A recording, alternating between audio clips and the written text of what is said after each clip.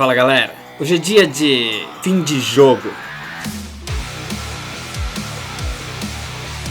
É uma história da DC, escrita por Scott Snyder e desenhada por Greg Capullo no ano de 2014.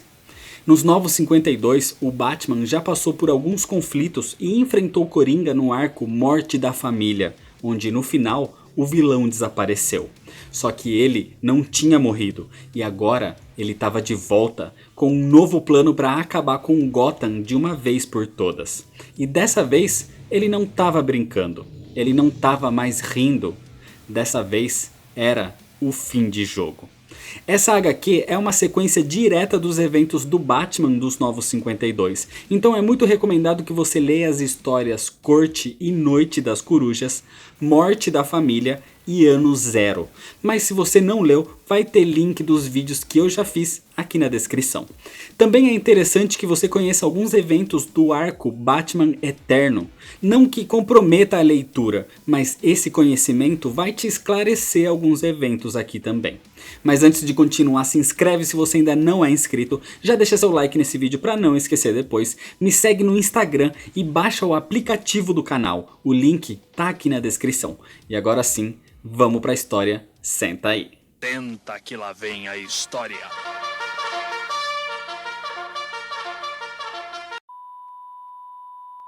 Já faz alguns anos que o Batman surgiu em Gotham, onde logo no início de carreira passou pelo evento conhecido como Ano Zero. Pouco depois disso, o teatro Gotham Royal foi construído numa tentativa de reconstrução cultural da cidade. Nesse lugar, os gothamitas poderiam frequentá-lo para lazer e para expressar suas esperanças e medos.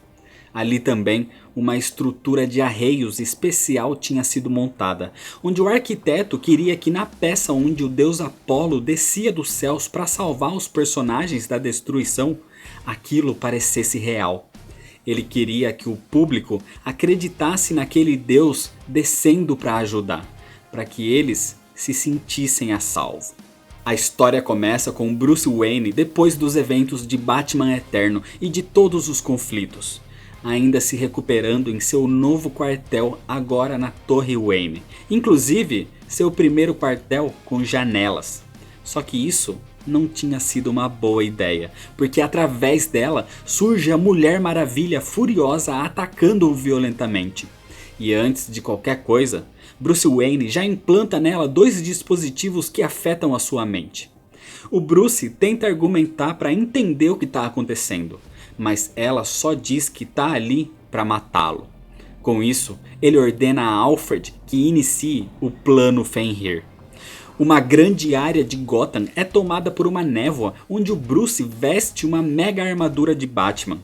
Ali se inicia um intenso combate entre ele e a Mulher Maravilha, inclusive com ela aparentemente vencendo.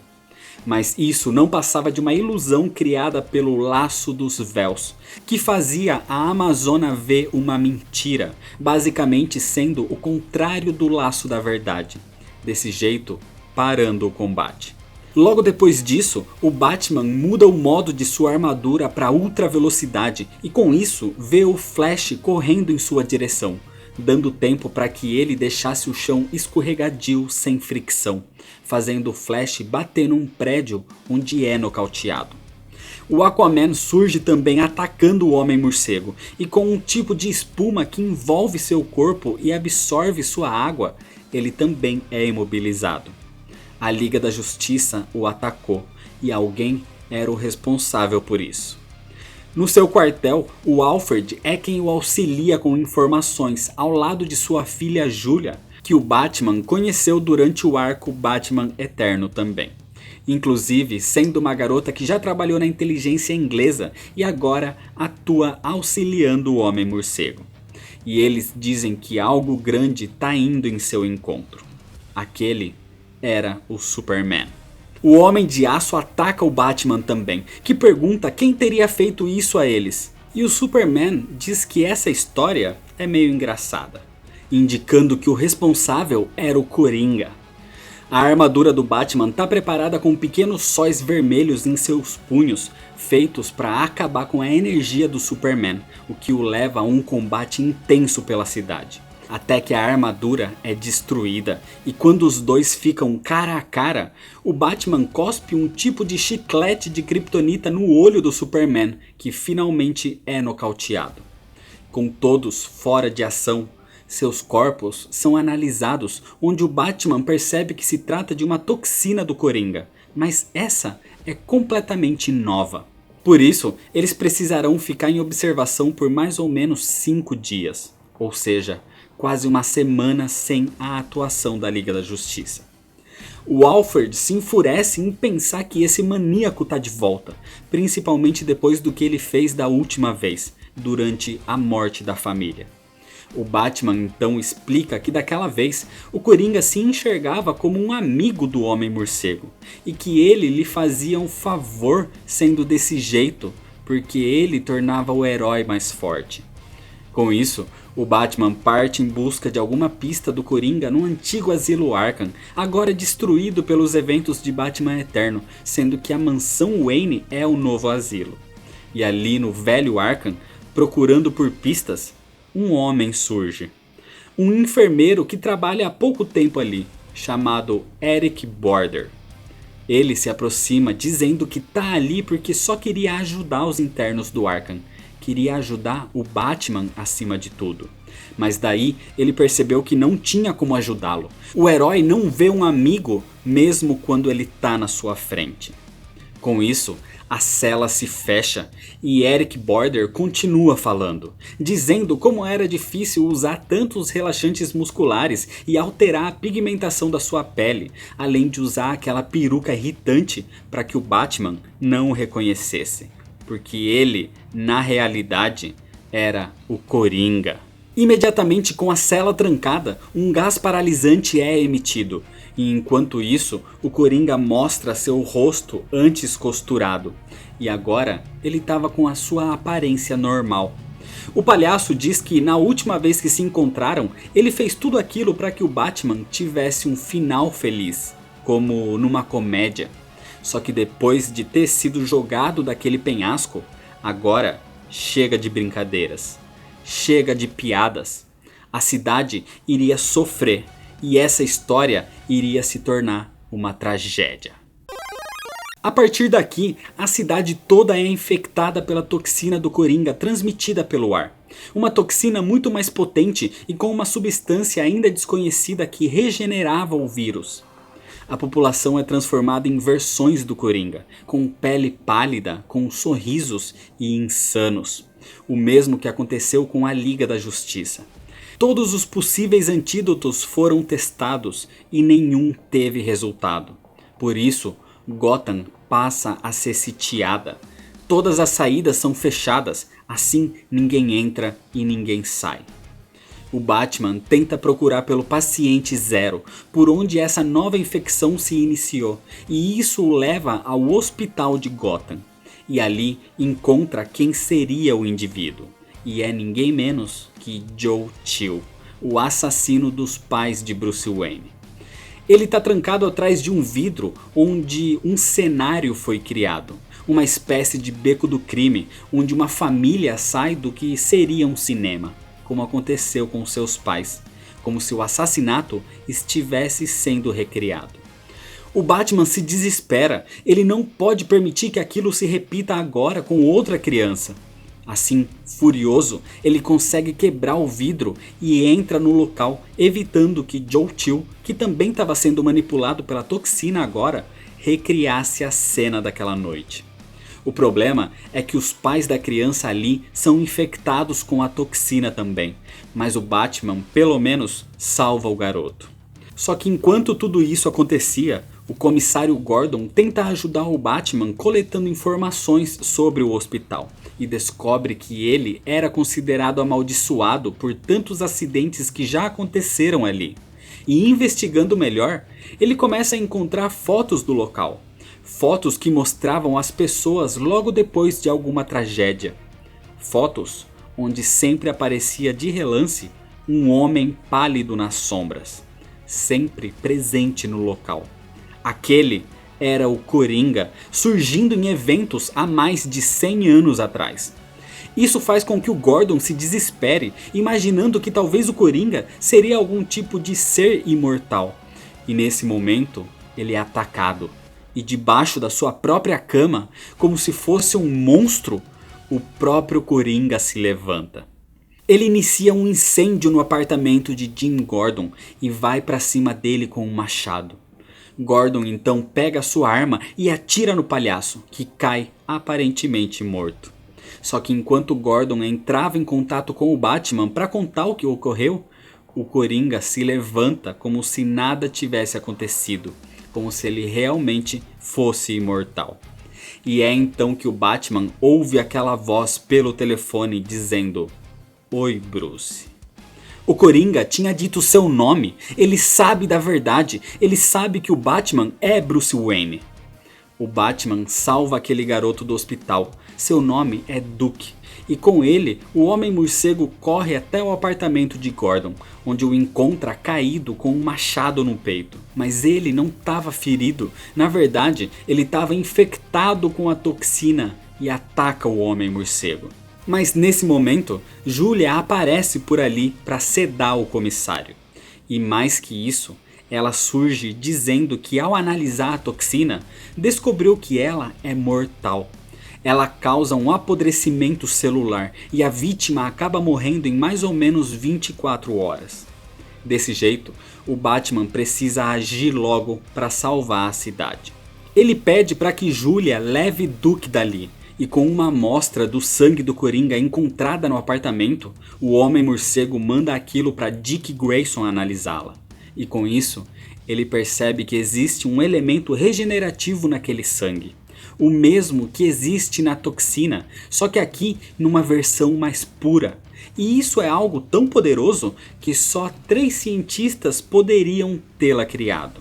Um deles seria o Dr. Helfern, o Dr. Morte, mas ele tinha morrido. O outro seria o Dr. Hugo Strange, mas ele estava desaparecido há muito tempo. O único disponível então é o Dr. Paul Decker, conhecido também como Remendo Maluco. Assim, o Batman parte atrás dele e o confronta. Só que o Dr. Decker diz que essa substância regenerativa que está na toxina e que está presente no corpo do Coringa existe há centenas de anos. Não foi ele que a inventou. É algo que cientistas tentam encontrar há muitos séculos. Algo que já foi visto em pessoas descritas pela história, até mesmo chamadas de lendas. Vista num selvagem, sendo Vandal Savage, num demônio, sendo Ra's al Ghul devido ao Poço de Lázaro, e vista no Homem Pálido. Isso é uma evidência que o Homem Pálido existe há centenas de anos, desde o início de Gotham, e que ele talvez seria o Coringa. Então ele talvez realmente fosse imortal. Inclusive isso é mais reforçado ainda quando vemos o vilão invadindo a Batcaverna através das águas, apenas nadando, nem sequer precisando de algum tipo de respirador, e sabendo a localização dela, mostrando que ele realmente sabia que o Batman era Bruce Wayne. O Dr. Decker diz que essa substância foi batizada por ele como Dionysium, mas revela também que ele tem uma seringa com a toxina concentrada do Coringa ali, e com o Dionysium nela, ele se tornaria imortal também. Mas na verdade, o Dionysium na toxina só faz com que o vírus seja imortal, e o apodrecimento celular ocorre instantaneamente, matando o Dr. Decker. Dessa vez, o Batman não quer acreditar que aquilo seja verdade. O Coringa não pode ser imortal, nem mais velho que a própria cidade. E os únicos que poderiam responder isso a ele são os que estiveram desde essa época em Gotham, a Corte das Corujas. O Batman encontra o grupo de vilões, mas eles não vão ajudá-lo. A Corte das Corujas quer que o Coringa destrua Gotham completamente para que depois eles a reconstruam. E mostram ao Batman uma maquete perfeita da cidade como ela seria. E dizendo que realmente antigamente existiam depósitos de Dionysium, mas que essas fontes haviam secado há muito tempo. As amostras que eles tinham eram impuras, mas com elas o Electrum era produzido, que era a substância que ressuscitava os Garras. O Batman então destrói aquela maquete com um batarangue e deixa o covil das corujas. A cidade tá um caos. Gotham vai ser completamente morta. Enquanto isso, o Coringa chega na Batcaverna, onde ele vê todos os troféus que o Batman tem ali, incluindo seu antigo capacete de capuz vermelho. Só que o Alfred o esperava ali com uma espingarda e atira no palhaço, mas isso não o mata. E com um cutelo, ele corta o braço do mordomo. Parecia que tudo só piorava. O Coringa não morria. Da caverna, ele pegou todos os troféus do Batman e expôs nas ruas num tipo de desfile de carnaval, como se quisesse humilhar e atrair o Homem-Morcego. Assim, só restava um plano. O Batman aciona a Bat-Família e também entra em contato com alguns dos seus maiores vilões. Cara de Barro, Killer Croc, Espantalho, Bane, Senhor Frio, Era Venenosa e Pinguim, já que nenhum deles queria que a cidade inteira morresse, ou que Gotham fosse completamente destruída. Dessa forma, eles também são recrutados porque o Batman precisava de uma distração. Ele precisava daqueles vilões combatendo e abrindo caminho entre a população que o Coringa tinha transformado com a toxina.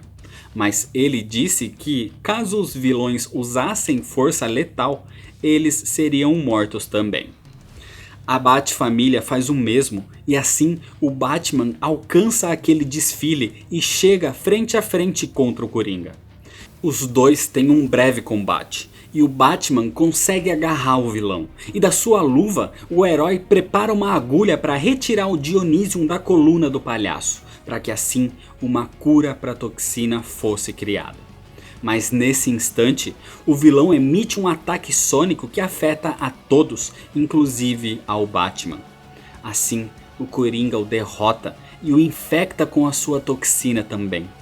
Mas antes de acabar com tudo, o palhaço revela que mesmo que ele tirasse aquela toxina da sua coluna, ela já teria secado. Mas a pegadinha é que ainda existe sim uma fonte de Dionysium escondida numa das cavernas de Gotham, e era uma pena que o morcego não conhecesse a sua cidade tão bem assim. Só que quando ele vai tirar a máscara do Batman para olhar nos olhos de Bruce Wayne, quem estava ali, na verdade, era Dick Grayson. O Batman, na realidade, já tinha descoberto aquela caverna e a localização do Dionysium. E esse era o plano. Ir para lá, pegar o Dionysium para criar a cura, enquanto o Coringa era distraído pela Bat-Família. O Batman descobriu que aquela caverna existia quando viu na maquete da Corte das Corujas um local na cidade que ele ainda não conhecia. E ao entrar e ver explosivos implantados pelo Coringa, ele sabia que estava no lugar certo. O Batman chega então na localização de um pequeno lago verde e ao testá-lo, ele descobre que é realmente Dionysium puro. E com isso, uma cura para a toxina poderia ser criada. Mas nesse momento, os explosivos são ativados, fazendo com que o Batman envie aquela substância para Julia o mais rápido possível, para salvar Gotham antes de salvar a si próprio. Só que o problema é que o Coringa surge ali para iniciar a Batalha das Batalhas. Isso impede que o Batman saia da caverna, que começa a desmoronar. Um intenso combate se inicia, com o Coringa se mostrando mais forte e mais ágil do que antes. Só que o Batman crava um batarangue especial no seu inimigo, uma arma que bloqueia o efeito regenerativo do Dionysium do seu corpo. Assim, o Coringa agora poderia morrer. E é aqui que entendemos tudo o que aconteceu. O Coringa foi jogado num penhasco pelas cavernas de Gotham no fim do arco Morte da Família. E ao cair todo quebrado e rastejar pelas cavernas, ele descobriu esse lugar. E ao mergulhar no Dionysium, seu corpo foi restaurado. Inclusive, seu rosto foi recuperado. O Dionysium puro regenerou todo o seu sistema, e era isso que o trazia de volta.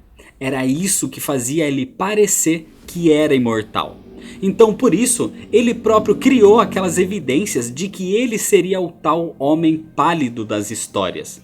Mas isso era uma farsa. O Coringa não era imortal. Desse jeito, os dois rivais lutam e vão ao limite dos seus corpos, onde o Coringa diz que ele é quem dá a risada final. É ele quem sempre vai estar ali rindo do Batman. Só que quando o Batman o derrotou, eram os heróis que estavam rindo dele, e o Coringa viu isso como uma traição. Eles poderiam ter tido um final feliz. Ele só estava sendo um amigo. Mas aquilo foi como uma facada no seu coração. Tudo isso poderia ter sido hilário, mas na sua cabeça, o Batman estragou tudo. Nesse momento, uma rocha cai do teto da caverna e o Batman empurra o Coringa na sua direção, que ao cair, quebra as costas do palhaço. Assim, ele rasteja em direção ao Dionysium, rastejando pela sua vida. Nesse momento o Batman pula em cima dele e o segura, dizendo para não ir, que agora ele percebeu, realmente o Coringa era o Homem Pálido. Ele acreditava agora e até pede desculpas. E já que ele era imortal mesmo, ele deveria ficar ali, não deveria precisar do Dionysium, porque ele ficaria bem de qualquer forma. Mostrando como os papéis se inverteram, como se o Batman não se importasse mais em morrer.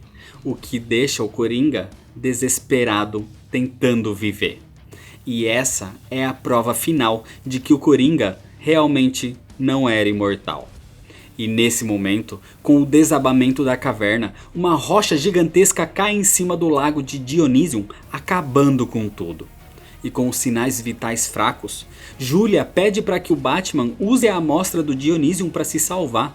Mas ele não iria fazer isso.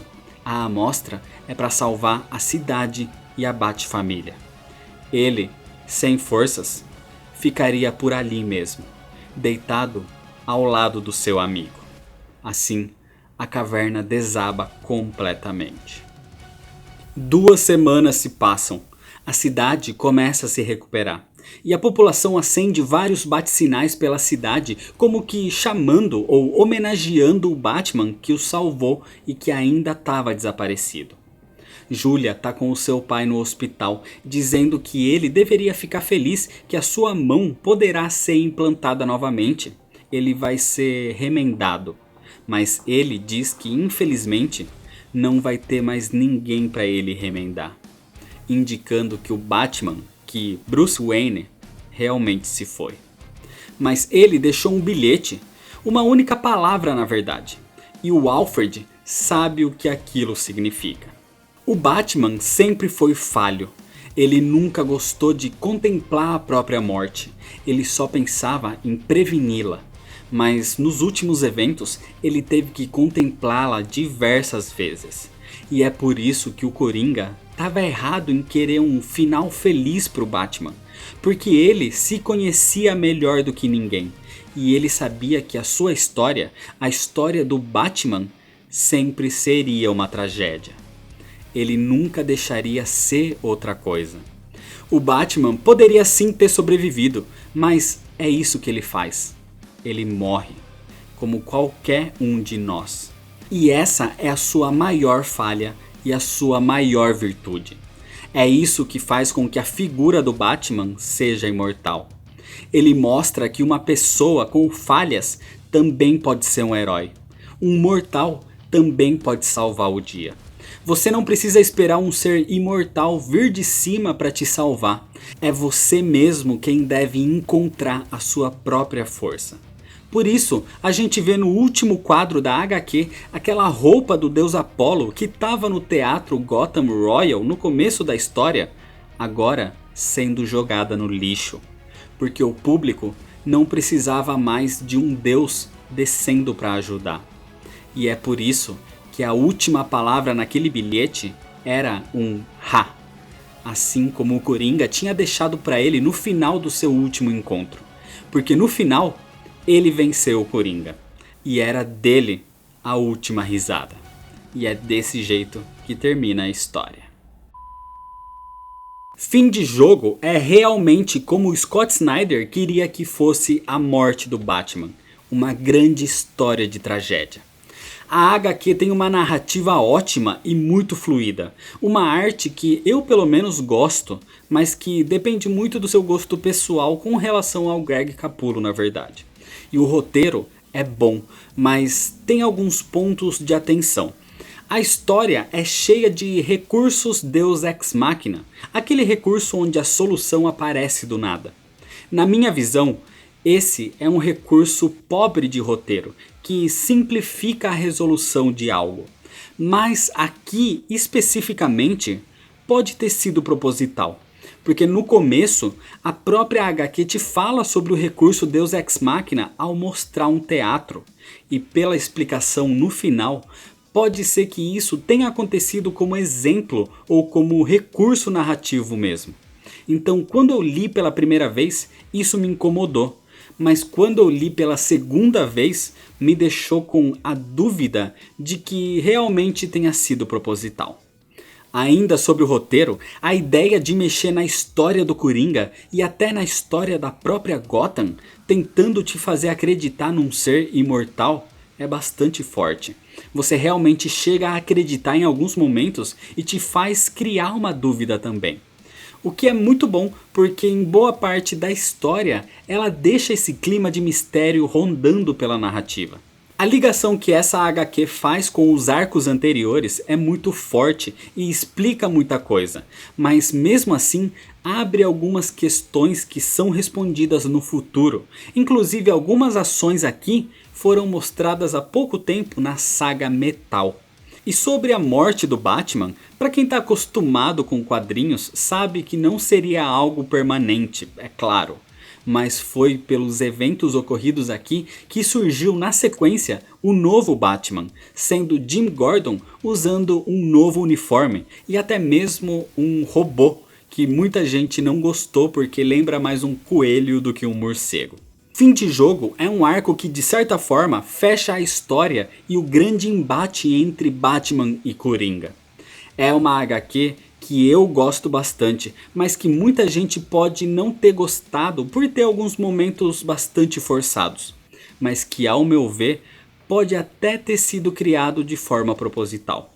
Mas o que mais me importa é que a leitura é sim muito boa. Ainda mais com o final mostrando que o manto do Batman nunca morreria. Então é isso, se você ainda não é inscrito, se inscreve no canal, deixa seu like se você gostou, me segue lá nas redes sociais para ficar por dentro das novidades, compartilha esse vídeo com seus amigos. Muito obrigado, valeu e até mais.